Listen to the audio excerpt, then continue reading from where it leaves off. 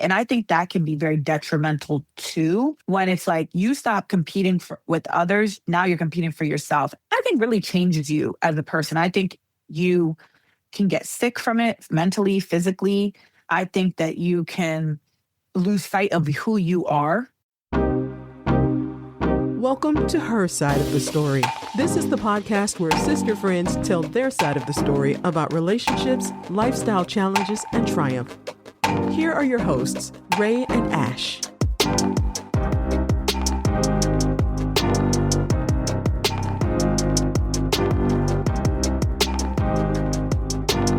Hey guys, welcome back to Her Side of the Story.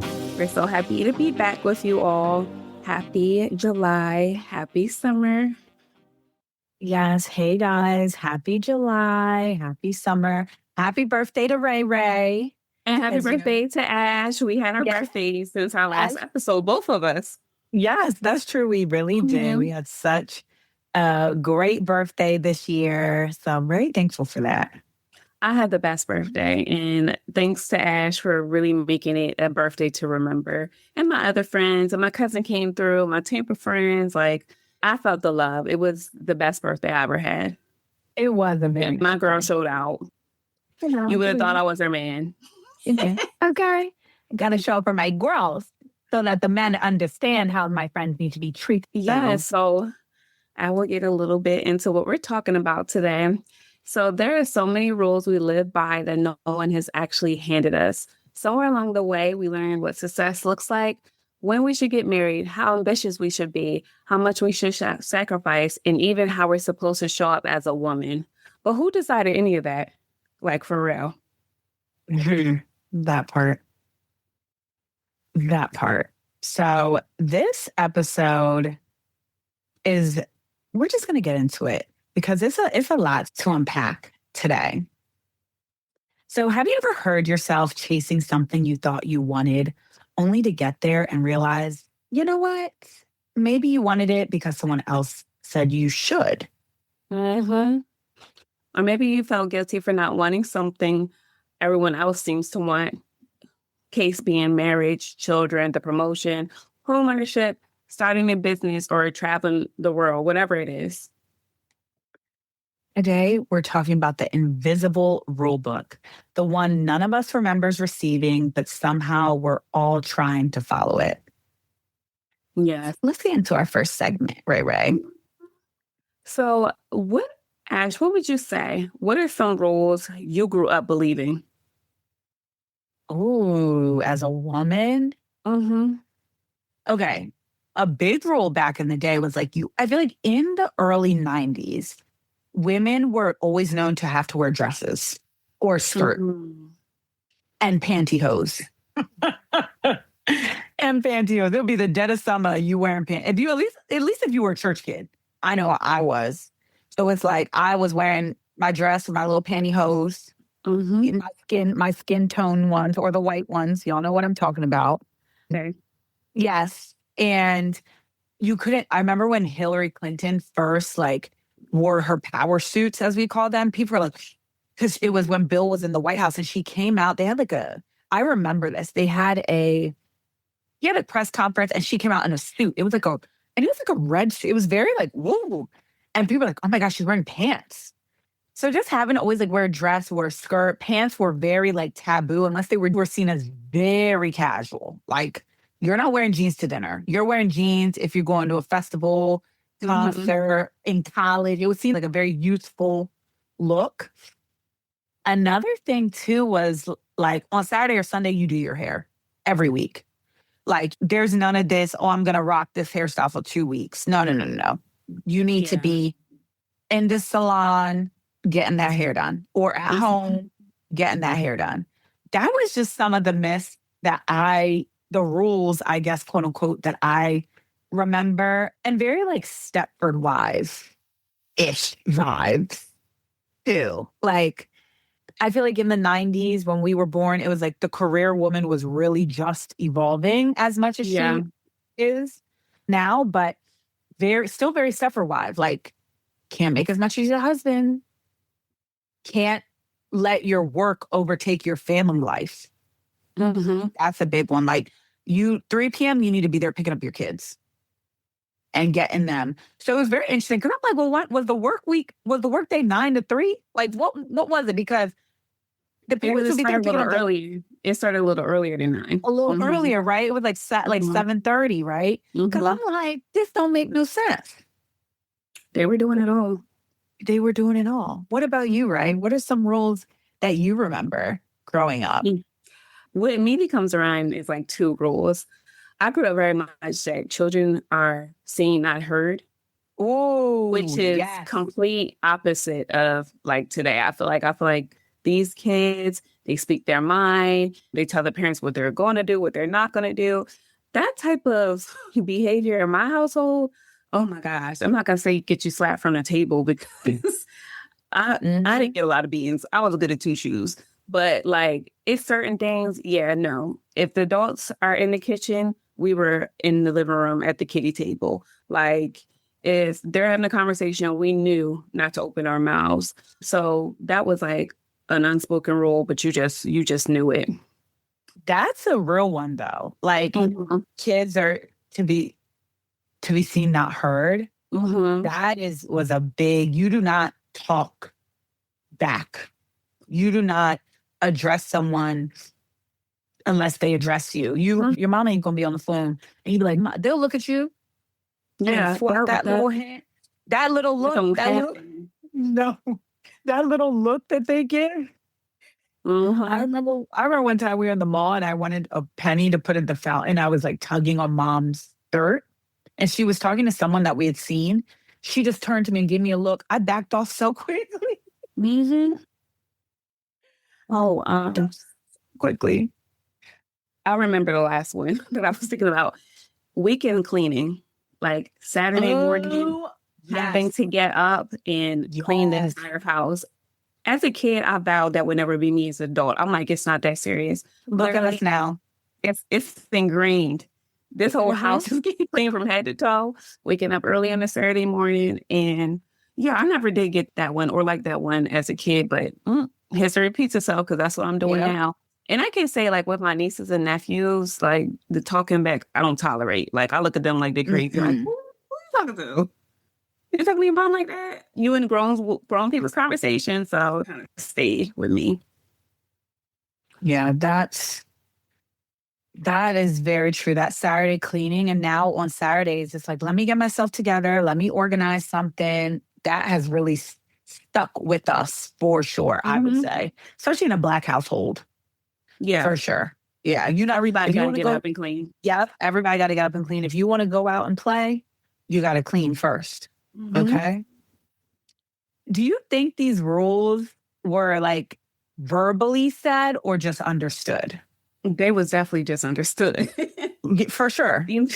Like, for instance, with the cleaning part, they just come in Saturday morning, flick the light on, open the Yep. blinds, get Yep. up. You already know what you're supposed to be doing. So Yep. all that's Also, too. repeating Mhm. what you got to do. That was not happening in the 90s, early 2000s. It's just you better get up. I shouldn't even think Mhm. that twice. No. Mm-mm. Not, no, at all. I feel like, too, another one was just going to church on Sundays. Like Hmm. that 10:30, by 10:30, you in somebody's service. Oh yeah, And for if sure. you, by 10:30, you in service. If you're not, if you choose to go earlier, that's because you have something to do. But by 10:30, so you knew by 8, you need to get your little behind up, Hmm. get your little self bathed, and you definitely need to put your clothes out the night before. Don't be waiting till Sunday morning, but figuring out what you're gonna wear. That was a big one. Every Sunday we went to church was nothing that was of question, really. So yeah, I agree. I think they were understood, not said. Hmm. So, are there any beliefs that you call yourself repeating without actually questioning them? I definitely think, like you said, the cleaning, the Saturday cleaning, just getting yourself up, making yourself organized. I think too, for me, that ultra feminine kind of,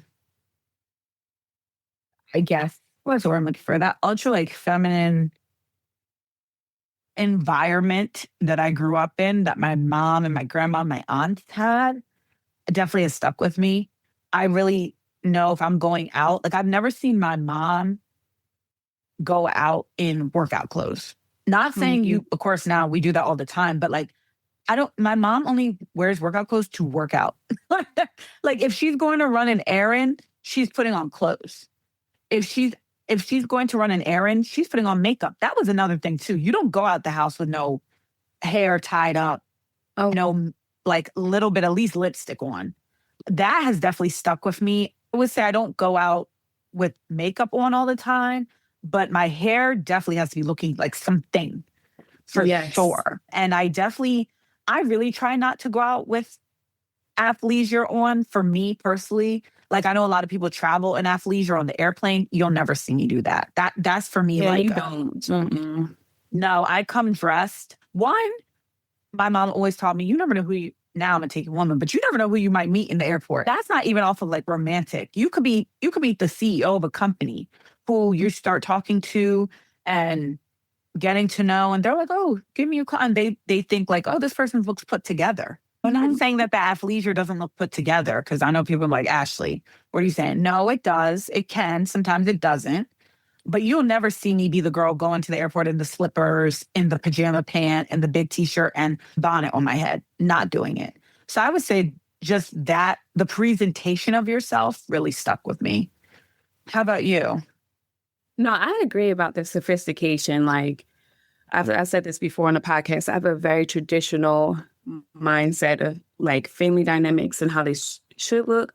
So that's a belief. I believe like in tradition, and that's definitely like stuck with me. However, I've put a little twist on mine. And our parents and aunties and all of that. I don't believe in staying with like someone who mistreats you, married or not. Like you were doing like Yes. that tradition where husband could go out and cheat, and as long as he Mm-mm. bring home the bacon, it's fine.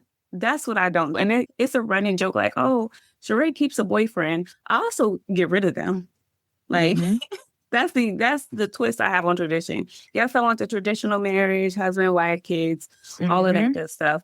But I'm not going to endure a relationship or a marriage that is demeaning, abusive. Not saying I saw that a whole lot, but I've seen it enough where I just knew it wasn't what I wanted. And Mhm. I started avoiding Thanksgiving at one point because it was always like, Sure, you're not married yet? I'm like, no, Mm. so and so. And I'm like, gone. So I'll never forget this advice. One of my aunties on another family side, she was just like, when you come around for the holidays, just say they're doing well. You don't have to answer that Yeah. question anymore. Say they're doing Mhm. well and keep it pushing, Mhm. because she could just see how Mhm. upset I was. Because imagine my 90-something-year-old Nana, Sheree, where your husband? I'm like, Nana, I'm Mhm. trying. I'm Mhm. trying. So, yeah, I believe in tradition, but I also think that the new rule should be applied to that type of, like, if I got to work, you going to help cook. Yeah, I like that too. And I totally agree because we see from past generations relationships that just we know are not fulfilled. Mm-hmm. And you just stay and really because you don't want to make others uncomfortable, right? Like, and what I mean by others is your family because you getting divorced essentially can impact your whole family. And I Yeah. think people don't want to seem like, oh, shamed or their family be like, oh, even more ridicule from your family than you might get on a normal basis, especially at the Thanksgiving table. Like, oh, you getting divorced? Why? Oh, she the problem. She does. You know That's how what it they is. me. You You know want how some? it is. Mm-hmm. Mm-hmm. Yeah. Maybe not. Yeah, exactly. Not. So yeah, that one's stuck. You're absolutely right with that one. Mm-hmm. For sure. Mhm. Go ahead. Well, clearly, a lot of these rules might have been helpful at some point, but some of them are, but majority of them are not. Yeah, so we talk a lot about goals and the modern Mhm. woman. Do you ever feel like the goalpost keeps moving? I do. I do think the goalpost keeps moving. I think we are a society for both men and women who it's just not enough. No Mm-hmm. matter what you do, we need more. Like I was what was I watching? Oh my God. I was watching a documentary the other day and it was about an actor, a black actor. It was you and I when we were watching, it was an actor. It was the documentary about Kanye. Yeah, A controversial, bring it back yes, this weekend. as controversial as he is, we were I was sitting there and looking at some of the filmmaking of and it was like people were just like sitting, playing games, eating. And I'm like, dang, life has really changed so much from this. Like before getting a good job, having a reliable car, and having enough clothes on your back was all you need. And food on your Mhm. table, that's all you needed. Now the car has to be luxury. Yeah. Audi, BMW, Mercedes, Range Rover, Porsche, Lamborghini. Now the clothes got to be designer. Mm-hmm. Now the house has to be two times that it used to be. Which you need. Okay. Now the job has to be CEO. Mm-hmm. You don't want to just do it. Yes. You don't want to just, yes. You don't want to just be a worker. You want to be the owner. And listen, I think that's aspirational, but every leader needs Indians, right? Like needs people to follow behind them. And sometimes you need to just follow and be thankful. I think too, sometimes we don't even, I feel like sometimes we're not thankful for what we have because we're chasing the next. We're chasing the Yeah. goalposts. So like you don't even get a moment to look around and be like, wow, my home is beautiful that I've curated. My car works. I don't got a car payment on it no more. My Okay. kid is happy. I'm mentally well. Like at the gym this morning, this woman, she said, good morning. I said, good morning. She was like, oh, that was such a cheerful good morning. I was like, yes. She was like, I love it. I said, every day above ground, a good morning for me. She's like, For especially real. when she's like, especially when you're of sound mind. Mm-hmm. I said that part. Like, yeah, I'm thankful that I even get to move my body. There's people who can't even go to the gym. So I do think the goalpost is moving and it's moving further away from us. I think I think there's so much. Before I used to think there was healthy aspiration. Yeah. Now I think it's toxic comparison. Mm-hmm. I think people compare themselves secretly and outwardly so much with what others have and what they don't, and how they need to trump the other person. Mm-hmm. And So also not under. Go ahead, babe. the goalpost has definitely moved. Mm-hmm. So what were you going to say, Ray Ray? Also understanding people they see the outward, right? But they don't understand the grind behind it. And honestly, Yep. everybody should run that Kanye documentary back because I was taking lessons. I've seen it before, but I was just like, you know how you're saying it was easy going, and that was a community feel. Like you could just pull up, they playing pool, they catching vibes, they singing, they having a great time, and it just didn't seem like any type of pressure but to have a good time. That's one point. Then the other point was, like I said, outwardly people see your success, but they don't understand the grind. So I feel like a lot of people now, they feel like the good things are given instead of earned and grind for. Like Kanye was grinding. He was like the top producer in Chicago, still getting closed doors at record labels. They wanted him to stay in his lane. Meanwhile, he wanted to be a star. He wanted to be An the artist. star. That man did not stop. So when you see all these people with these grand things, and it's truthful because a lot of people be stunting from the gram, but it's truthful. No, they work their ass off to get it. And that's why I love diving into like people's stories. Like one of the best series that I like right now, like that's trending. The guy goes around and asks millionaires, how did you become? And I've seen one woman, she was like, I went to jail. This happened. I came out and I grind hard. So yeah, there's lessons. The goalpost for sure keeps moving, but it's up to you to decide what is enough. Like, Yeah. all this is for the overachievers. When is enough going to be enough? Like, Yeah. what is your benchmark? What are you measuring against? If you're measuring against others, you're always going to be chasing. Like, try to sit down with yourself and really realize what makes you happy. What is your goalpost? Yeah. That's something I've had to do. Yes.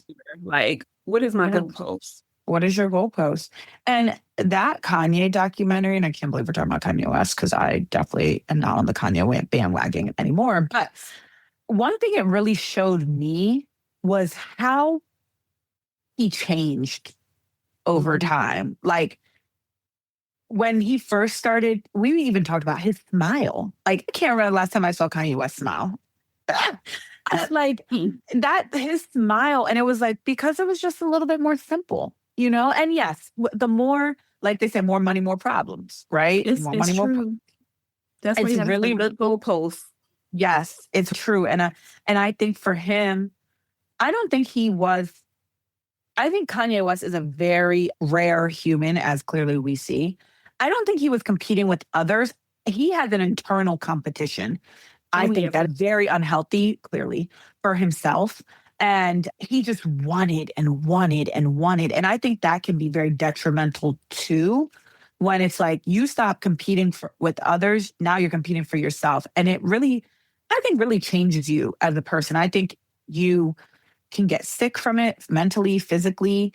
I think that you can get burned out. I think that you can lose sight of who you are and then start spewing nonsense as he has done. So I agree. Like Rary said, definitely reflect. And where is that goalpost? Like, and I don't think your whole life, I think another thing people do is like one big generic goalpost. Oh, I have to be. No, I think like we've said in the past, take it step by step. Like maybe have a goalpost for a 5-month mark. Mm-hmm. I want to get a promotion at my job in the next 5 months.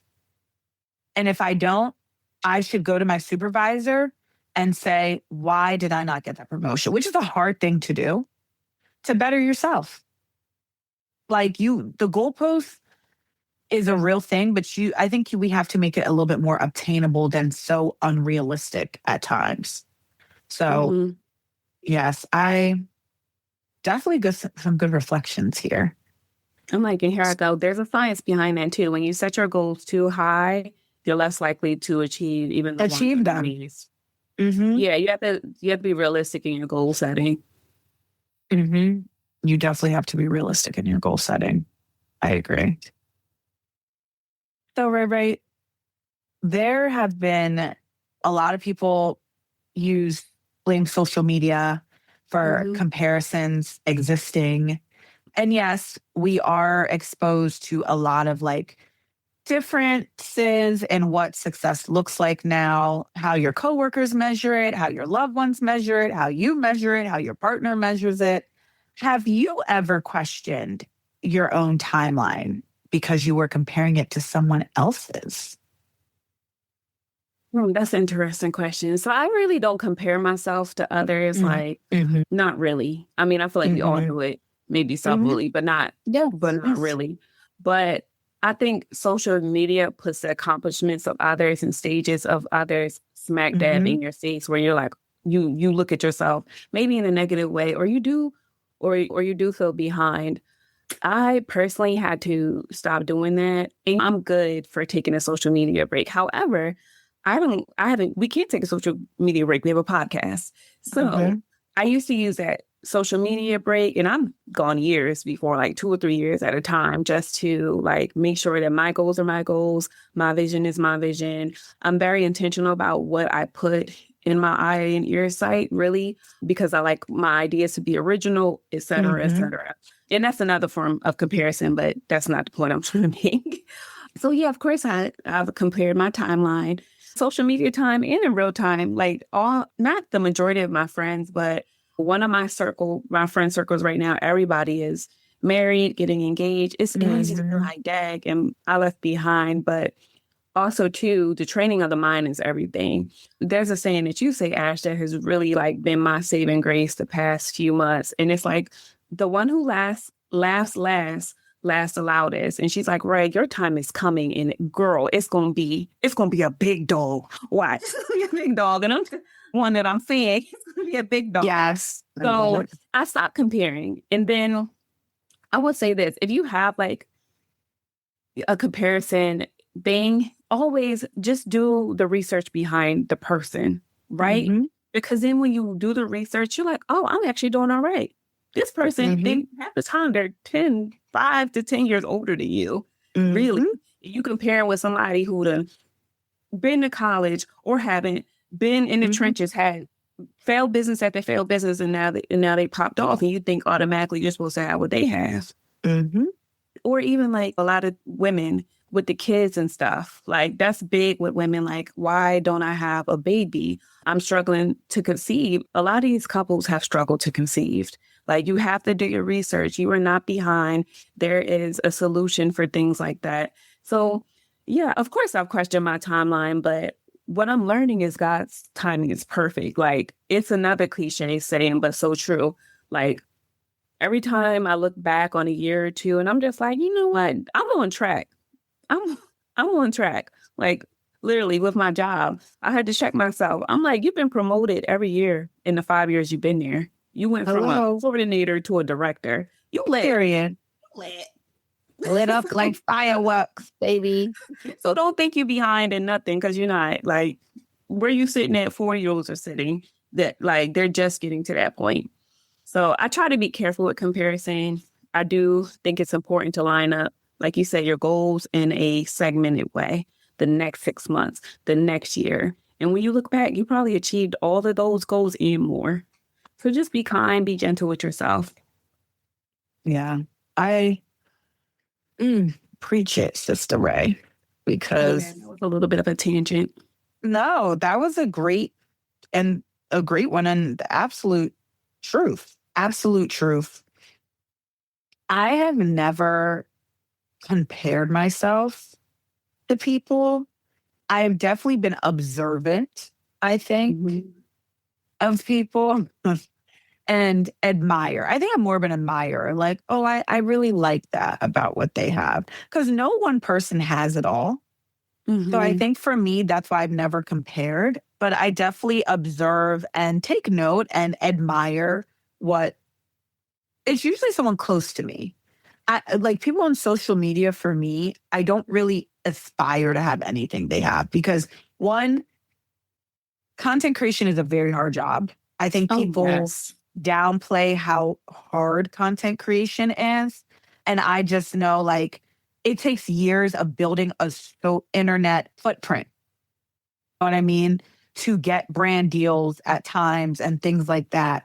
So kudos to those people who do it. But for me, I just always had admiration more so because I do think comparing can get toxic. And that's just something I've never wanted to give into. And anyone who knows me, like really genuine knows me, like when one of my friends or sisters win, I've won. When one of my sisters gets engaged, like we have friends get married today. I'm so excited for their wedding. I'm acting like it's my wedding. Like I got my dresses ready. I got my money to throw. Like I'm so excited for this wedding and I'm so excited for them.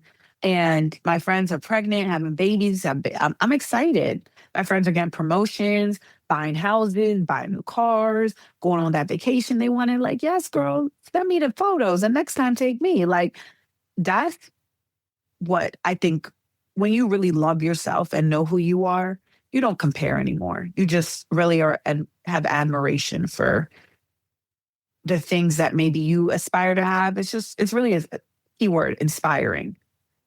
So I have to agree. You definitely are a person who I've never seen you compare, not once.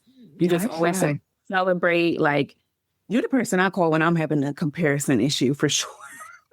There's time I've called you. Like it's not we're human, right? There's time I've called you, especially when like all those folks got into grad school that I was helping. In tears, like I helped these 3 people. They got into grad school. Why didn't I? Why didn't I? So I feel like you do that really, really well. I've never really seen you call and be like, why did this happen to this person and not me? So You've been in training with that for a while. Yes, that's a key word. I've been You in do it well. training. You do it well. I've been in training for sure. Definitely been in training. So we're going to get a little bit personal. When you're making a big decision, whose opinion are you trying to satisfy? Is it your parents, your partner, society, your friends? Like, who is it? Have you ever made a decision because it felt expected? Mm. Okay, I'm going to answer the first part. I think the decision making now in my life, it's subject. So I do have a partner that I am building life with. So yes, there are some decisions I have to make that I have to include him in. My parents have taught me very well, don't bring shame to yourself or your family. So I think any decision I make, really, I don't think I think of them because I think it's just in me. Like it's one of those understood things. So for me, decisions I'm making are definitely my own. But now I have decisions that can affect my partner, whether they're large, whether they're big. I mean, minute, excuse me. But usually they're for myself. Usually they're for myself. I haven't had realm of life I'm in. I am making decisions with my partner a lot now because we're planning the weddings and all these things. Definitely for ourselves, like the guest count. I'm sure some people would want it to be more than what it is. Nope, not going to be. That's what we want. So I think there's stages in life and parts of life that you will make decisions for yourself. Like what I'm eating, wearing, and how I'm taking care of myself is me. That's for me. The like going to the gym, wanting to look good. I was literally thinking the other day because I had such a cute outfit on. And I was like, I have never dressed for a man. Like I don't even know what that feels. Even in my singledom, Yeah. even now, I don't put something on and be like, will my man think this is sexy? I've never felt, I don't, and that's just me. I've always just dressed for myself. Like, but if I want to, we could be going to something like, I can't remember, I can't remember the exact event, but where we were going was a little bit more relaxed. And I knew how people there would be dressed. Yeah, I chose not to dress like that. I dressed up. And my man knows me that he can't tell me nothing about what to put on. He doesn't even his lips, to be honest. So I showed up. And I'm sure he was like, in his head, he's probably like, here she go. But he's so used to me now. But yeah, I've never, especially when it comes to fits, I dress for myself. Always has. The one person I will go to is my mom. Like yesterday, I tried on all my dresses. I was showing her like, what do you think? What do you think of this? What do you think of that? What do you think? What do you think of this? And I could tell when she liked something because I put the one thing on. She was like, she didn't say nothing. Then I put it something else. She's like, that's it. That's the fit. So that, and then the second part was, the second part was, have you ever made a decision because it felt expected? Absolutely. From when I majored in college, expected. From, oh my God, what else? What else have I done that I feel like is expected? The type of friends I keep around, expected.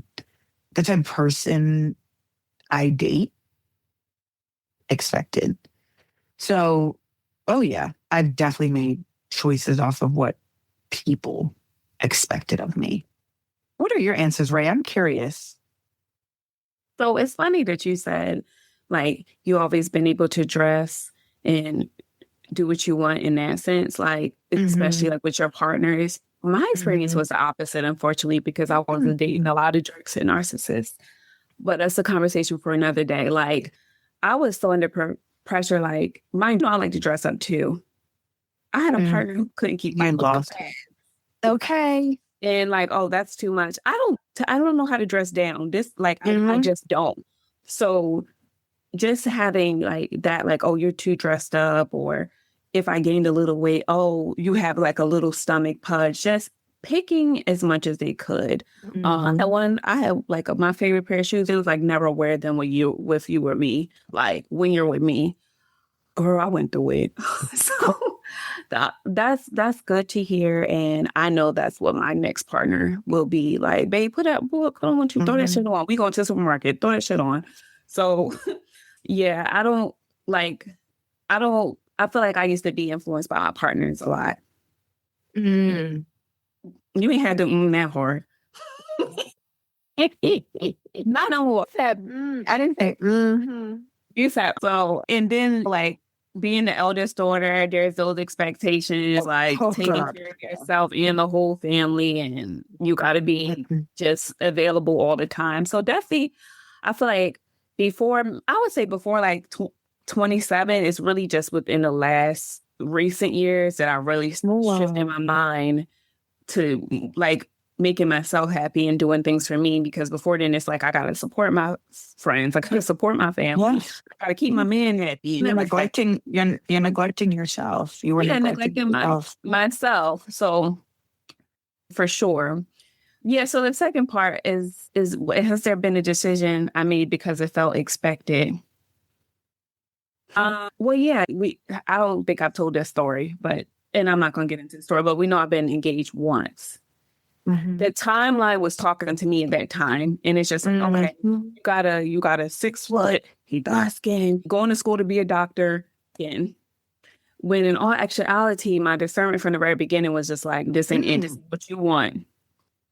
But the promises and the timeline, he's like, oh, we're going to vacation 4 times a year. We're going to have our babies as soon as we finish. And I really want to be a mom. So that sounded good to me. Otherwise, but I wasn't really like, are we truly compatible for life? I was more so thinking of all these other missions. Mind you, marriage is for life. Yes, it's for life. You shouldn't be getting married to somebody with the intention to get divorced in 10 years or just to get your babies and get out. Like, that's just not healthy. It's not sustainable. No. So I went against my discernment, and boy, did it blow up in my face. It really did. It was for the best. But it almost landed me in a crazy house, remember? Like, it was bad. I remember. It was bad. So it's important to make decisions that, one, are made in a sound mind, that are not selfish, and let's just say selfish in nature, because it is. I'm like, I want my babies. I want to go on for a vacation 4 times. I want to be in the house and not working in much. Meanwhile, there was no real compatibility there. Lasting. Not for life. He was a narcissist.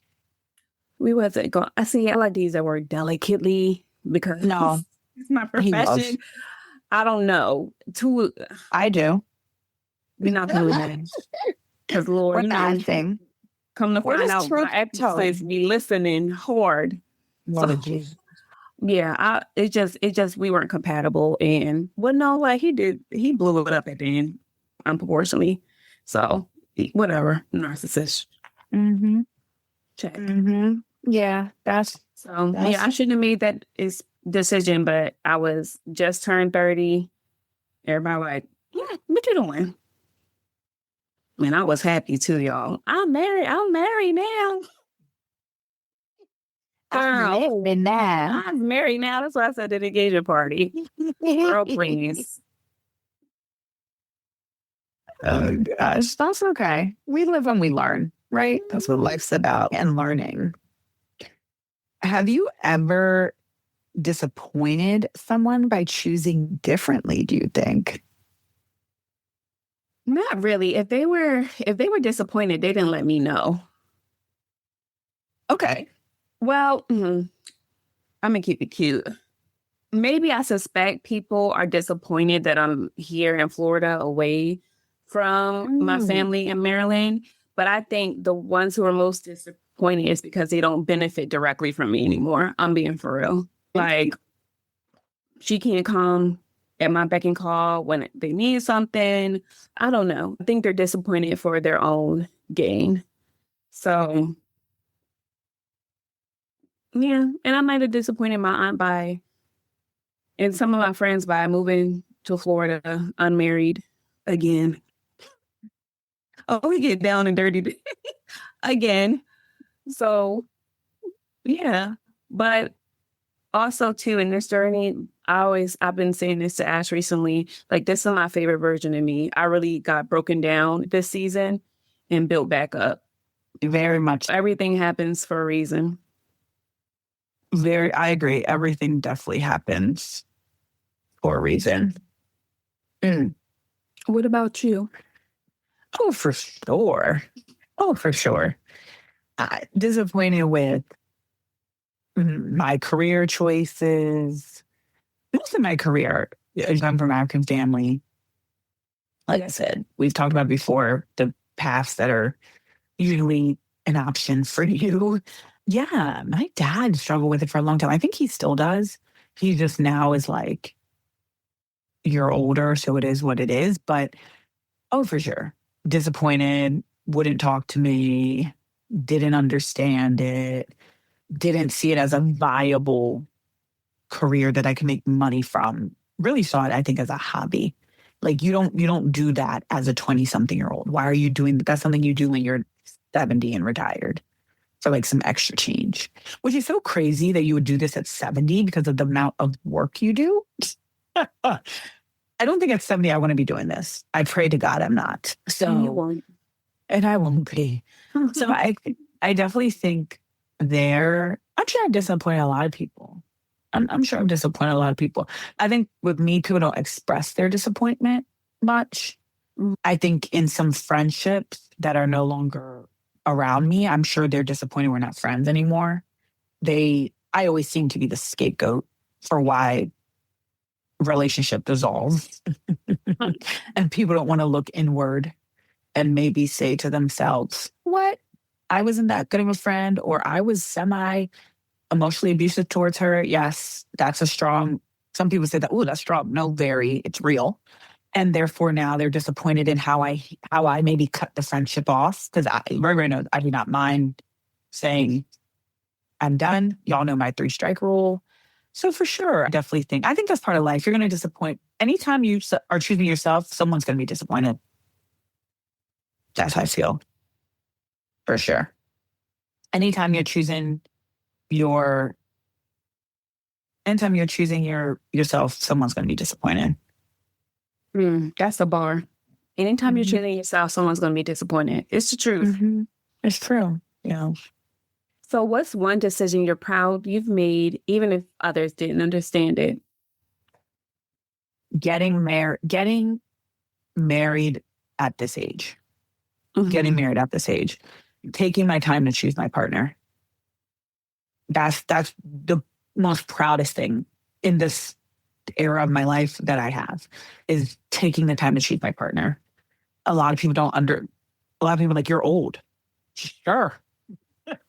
You don't have a kid. You're 34. I am 34 and I do not have a kid.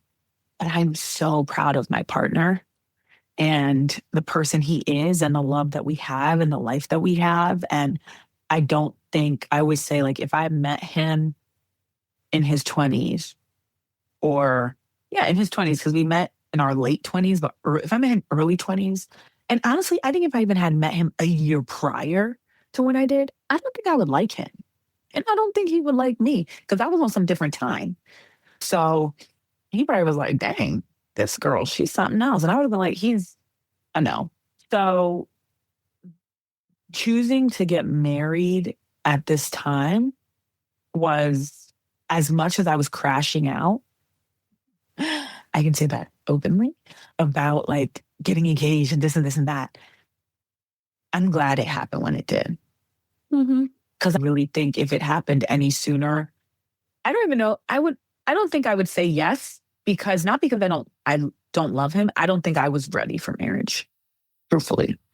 Yeah, like I don't think I was ready to be someone's wife, because for me now it's like I'm someone's wife, but that also for me brings I'm going to be someone's mother, and I know I wasn't going to be ready for that back then. So yeah, that's one decision. Also, my career. I'm really proud of my choosing this career, or really it chose me, but really sticking with it in a world where a lot of people have not, or I could have gone in a different arena.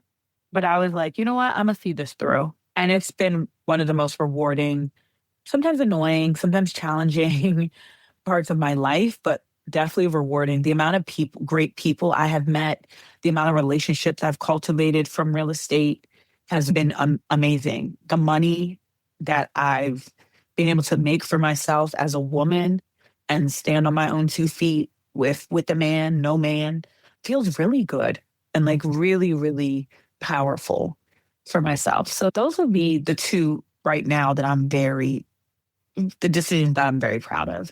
Ray, I know you got some. I know you got an answer for this one. I'm most proud. I'm so, honestly, I'm so proud of the boundaries that I've put up. Love that I for you. tend to have no boundaries for people that I love. Like in this season, people have left because I've put a very minute boundary up. Like for instance, this a family member. We haven't talked in 4 or 5 years. A close family member. Simply because I was just like, in order to be close to me, I need this type of positivity. I need these things in a relationship, because where I'm at now is just like, this doesn't always have to be a traumatic experience. It just doesn't. They told me have a nice life because I listened to another 10-minute voice memo. Like some things, people love to talk about stuff and just beat it. Like, I guess beat a horse, whatever the saying is. And it's just like, have the disagreement, discuss it, lay down your boundaries. To me, that should be it. Like, we're not going to sit here and try to figure out who's the wrongest. This is my boundary. And if you love me, you'll respect it. And how I took it, the person was like, I'd rather not be in your life than respect your boundary. So when people show you that, you just accept it. Another family member, they go ghost, didn't talk to me. I'm reaching out. Everything okay? Everything okay? Oh, you didn't answer back twice? No, we haven't spoken in 2 years. I'm too good to people. I'm always there. I'm not going to keep chasing down people who I don't even know what they want. Like, that's another thing. People are like, you can read their mind. They don't know how to handle conflict. They don't know how to handle, they don't know how to have a conversation about conflict. So I'm really proud of my boundaries. Like, my peace is so like undisturbed. And people say that I think on weird levels, like they're just like, oh, I don't talk to nobody. No, I talk to people, but I lay down a boundary in order to come to some type of compromise. But if I met with disrespect or the boundary just isn't, they're just not going to respect it, then you won't hear from me. You won't see me, and know that I'm good. They waiting for a call. It's never going to come. Yeah. Text message. This is a cancer thing. Once you locked out, you locked out. You locked out for good. That's what they don't know anything. They can come back. And I will say, younger, weaker versions of me was definitely like, oh, come back. No, trust, you've been forgiven. You've been forgiven, because I can't have that on my heart. But as far as like being close and me being boundless, no. This birthday showed me a lot too, mind you. We was gonna keep it cute. I've had people know, like, I like to be around my friends and family. So if you're not really making an effort, and I always make the effort, I'm seeing it now. So and I think the biggest thing, like with the boundaries, like I used to really not know when to let a person go. Yeah. Now, you might got a good fight from me to keep you. After that, peace. You don't want to be kept. All romantic, familial friendships, you don't want to be kept. No, as J. Cole says, don't favor. Don't even like me like that. That's a conversation for another day. You start to see that too. People that's looking for a reason to be upset with you, they don't like you. Yeah. J. Cole said, don't save us. You don't want to be saved. No, I'm done saving. Don't want to be saved. I was saying, I'm done saving these hoes. Don't put that for real. Don't put this in a recording. I'm done saving these hoes. I'm tired. Gosh. Oh, gosh. Well, to close this off, this is just a little reminder. It's time to write your own rule book. It's your life, and it should be written the way that you want it to be. just some takeaways. Success does not have a timeline or a goalpost. Mhm. Okay. Rest does not have to be earned. That's something we do a lot too, like, or that we were taught from back in the day. Oh, you got to work so hard to rest. No, sometimes you could give the bare minimum. And the reason you're giving the bare minimum is because you're tired and Yeah. you need the rest to recharge so you can give 100, you know? Your life doesn't have to look like someone else's for it to be great. You can change your mind whenever you like. And your worth isn't measured by like milestones. Mhm. As we always say here on her side, take it one day at a time. And instead of asking, am I doing life the right way? Maybe ask yourself, is this the life that feels right for me? Mm, that's a great question. Just shift your perspective a little bit. That's a really great question. hmm So before we close, I didn't forget this Yeah. time. Let's do Yeah. our remember our item of the month. Okay. Item thing we're loving this Am I month. going first? Because you know I'm never ready. Okay. I have a few things. So I have remastered the lunch date. I used to be like such a, oh, let's go out at night type of girly, but no, catch me on a lunch date. Let's do lunch because I'd be tired at night. So that's one thing I've been loving is like having more lunch dates. Also, I'm trying to think of like music wise what I've been listening to. I've been listening to so much music lately. A few albums I've been loving is Lakin, his album, KWN. Her new album is Chef's Kiss. Giveon, it's not, but I've been listening to his album quite a bit and I've been really loving it. Those are mine. Oh, one other thing, this is a culture thing. I know I'm all over the place with what I've been loving. I've been loving the tributes at the BT Awards and Essence Fest. The one for Lauryn Hill and the D'Angelo one, beautiful. The one for Aaliyah, the girlies killed it. They knocked it out the park. They knocked it out the park. I've just been loving seeing that. I'm like, okay, they're like, yes, these are, and I also love giving people their flowers while they're still alive. So to see the Lauryn Hill one was beautiful. And just to have her there was extra special. So that's fine. Those are all of I mine. agree. I thought the BT Awards were good this year. Oh, very good this year. Ooh. And I do think Kiki Very Palmer good should this year. host it. Yeah. I like I your can speed. do- I do. I think Kiki should host the next one. Me too. We love Kiki. We I love love Kiki. her. So mine isn't an item or even a show. Honestly, I'm obsessed with Zendaya and Law right now. Girl, This whole this dress. the dress is no real quick, not to cut you off. Jill voice memoed me this morning and was like, can we talk about Zendaya and Law Roach? I said, of course we can. Because I think I commented because they posted and I added him. I was like, Law, we're tired. We get it. We're tired. You're king. You're king. We Yeah. understand. Yeah. The spider web dress took me out. That one. That was, but that Schiaparelli That's and right. then on the Givenchy, I was like, oh, I've been so obsessed with this Schiaparelli look. Like now my algorithm has taken over. It's none the Law and Zendaya on my algorithm right now. I mean, and I said this to you a couple weeks ago. I was like, Zendaya is our Halle Berry, and I truly believe that she is a timeless freaking beauty. Like, how much more can she do? It says I was in awe. Like she looked like an angel from heaven, and people were talking about, and people were talking about like the dress itself, but adding the diamonds was too much. It was not. That took it to the next level. All to say, she looked amazing. I'm loving her combination. I can't wait to see what they do next. And honestly, like this reminds me of like when we were in college. We loved the fashions, right? The fashion show. It was our dream to go to what is it? New York Fashion Week, Miami Fashion Week. I'm like, this recent look just did something to me. I'm like, invigorated you. Yes. I was like, that's a look. That's a look. Yeah. And I think too, whoever's doing her hair and makeup, whoever is doing, because I think Those faces.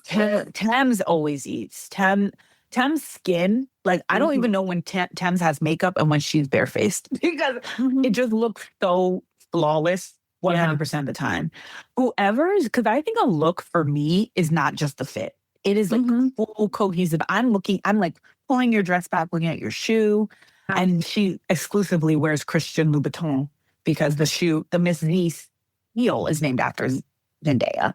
So she's always wearing, most of the time, rocking Christian Louboutins. But the face and the hair look, come forward because who is doing that? And I know she said, "Law, but where the rest of y'all at? We need to know where the rest of y'all at." Yes, the hairstylist. Girl, this morning in the mirror, I tried to do the braid. I was like, "Well, if I could do the braid over." The braid, no. But that's what fashion should do. It should inspire us. We want to mimic the look.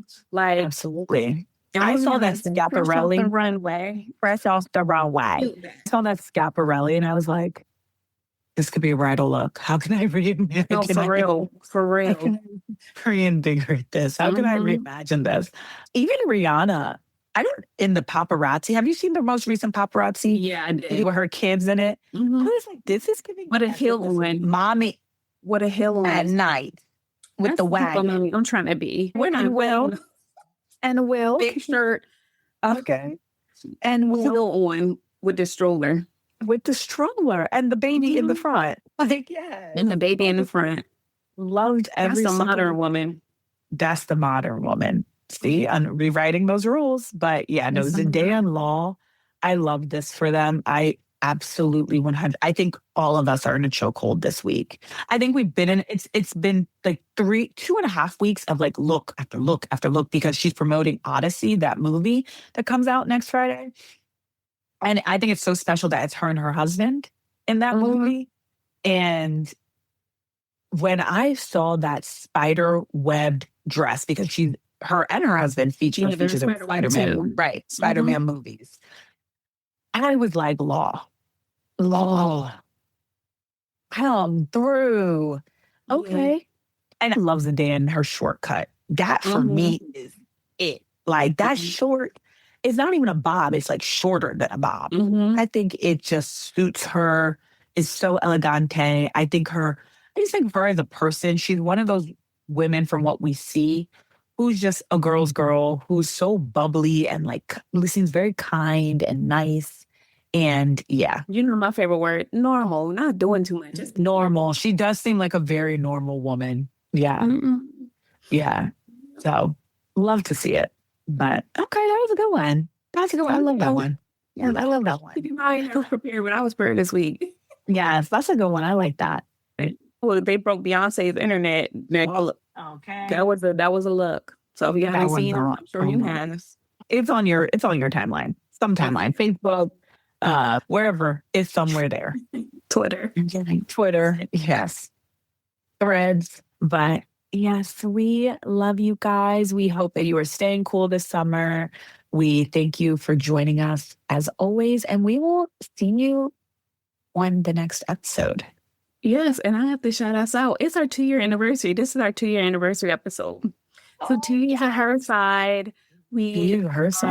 I'm grateful of everything you guys pour into us to keep us motivated and keep us doing this. Her side, every story matters here, and every woman deserves their own story, their own lane to tell it. So thank you for rocking with us for 2 years. Big thank you. We're so grateful and so happy. No, thank you for the reminder, Ray.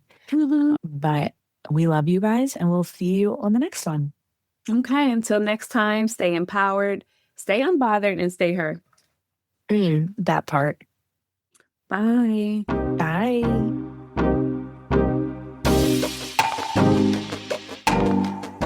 If you enjoyed listening to the podcast, follow us on social media at Her Side of the Story RA. And don't forget to rate the podcast and subscribe. Thank you. See you next time.